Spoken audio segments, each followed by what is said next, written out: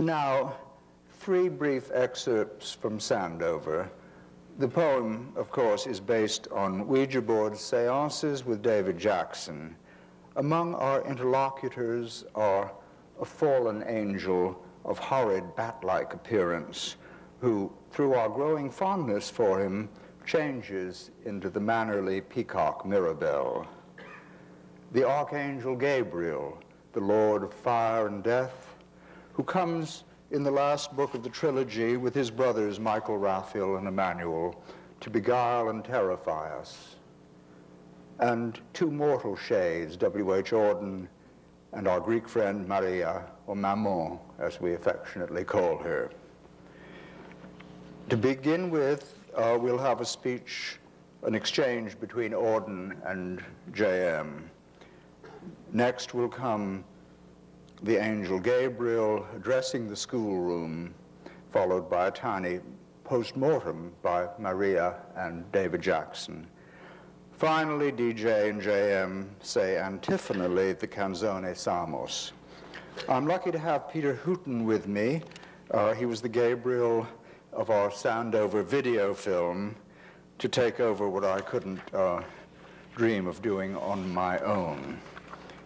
He will enter at the proper moment. Now, Auden. On with the work. Thrilling for you, J.M. And maddening. It's all by someone else. In your voice, Whiston, or in Mirabelle's, I'd counted after Ephraim on returning to private life, to my own words. Instead, here I go again, a vehicle in this cosmic carpool. Mirabelle once said, he taps my word banks. I'd be happier if I were tapping them, or thought I were. Your scruples, dear boy, are inconsequent, if I may say so. Can you still be bent after our course in how to see past lone autonomy to powers behind the throne, on doing your own thing? Each teeny bit made personal, pardon madame, as shit. Granted that in first childhood we were not praised enough for getting off the pot. It's time to do so now.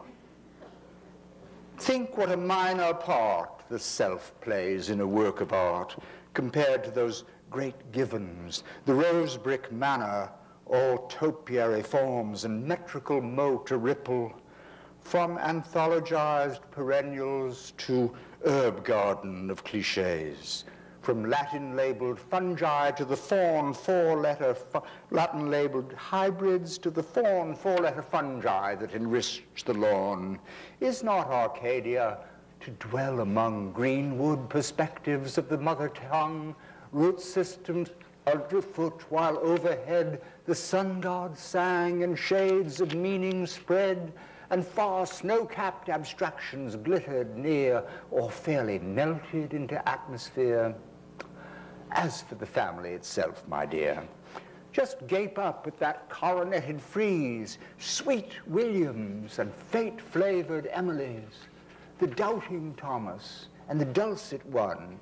Hardy, my boy, who else? And Campion. Milton and Dryden are long Johns. In short, in bed at prayers, at music flushed with port, the dull, the prodigal, the mean, the mad. It was the greatest privilege to have had a bare, low-ceilinged maid's room at the top. Stop. You've convinced me. Better yet, don't stop. I shall, once I have taken up your chief and earliest anxiety. Belief. Facts, J.M., were all you knew to want. Wretched, rickety, recalcitrant imps of the anti-mask. Rude scenery and guttural stompings when the sovereign nods, soundlessly divide, and there a table is set and lamps lit for the feasting gods. Oberon's court, or my friend Plato's cave, appear. The elder facts in livery of fable have joined the dance, for fact is fable.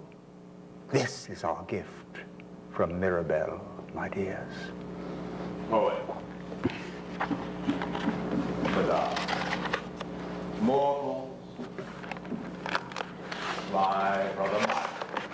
fickle twins, listen.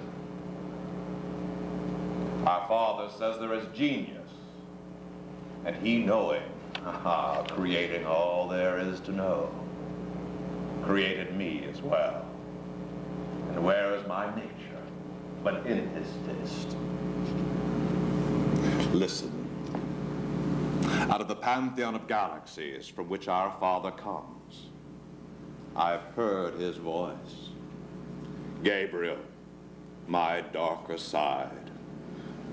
There are galaxies, gods as powerful as I.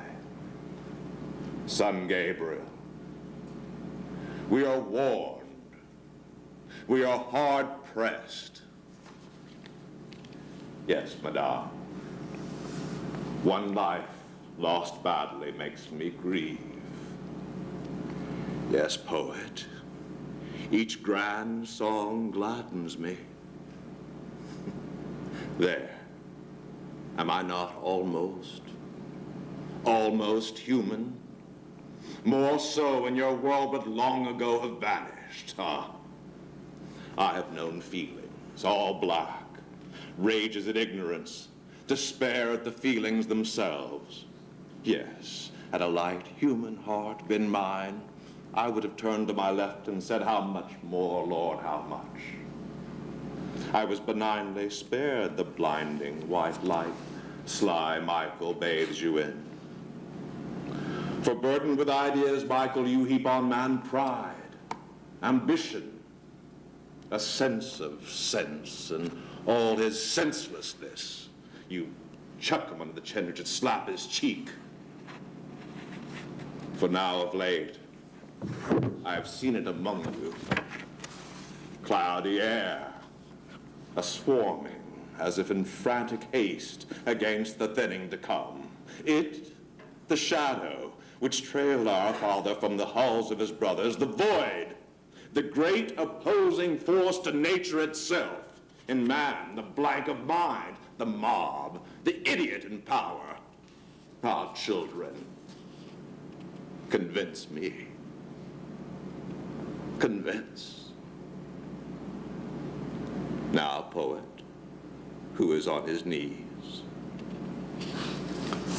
What a performance, eh? Maman left reeling by Gabriel. Wait. It's nothing but a play. And you, the perfect audience, DJ. No, Gabriel was weeping.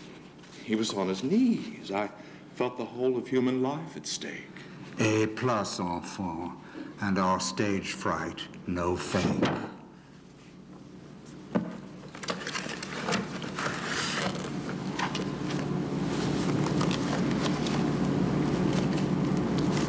And still at sea all night, we had a sense of sunrise.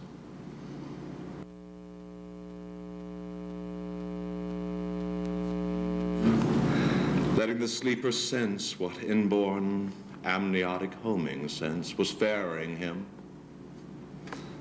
Now the dream fire in which it has been felt each human sense burns. Now through ship's radar's cool sixth sense or mere unerring starlight to an island. Here we were, the twins of sea and land, up and about for hours, hues, cries, scents, had placed at eye level a single light, Poisson, the harbor glazed with warm pink light. Fire wisps were weaving a string bag of light for sea stones.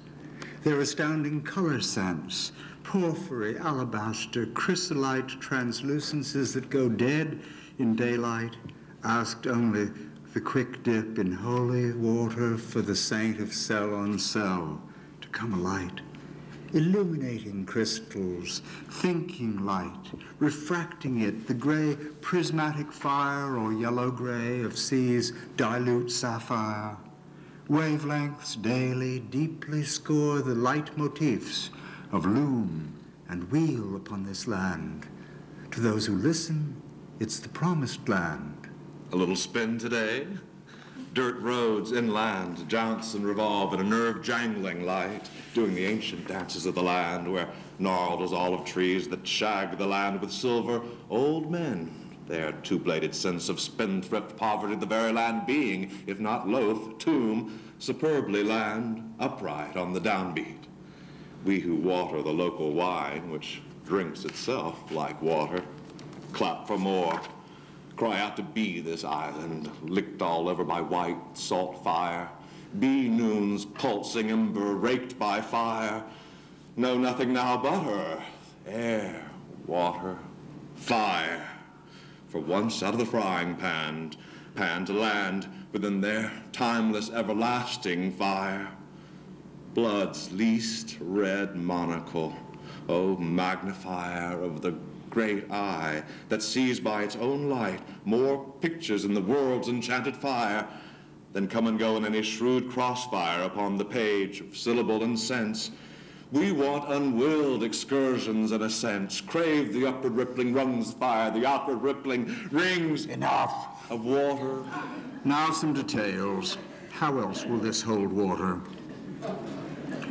Our room's 3 flights above the whitewashed waterfront where Pythagoras was born. A fire escape of sky-blue iron leads down to water.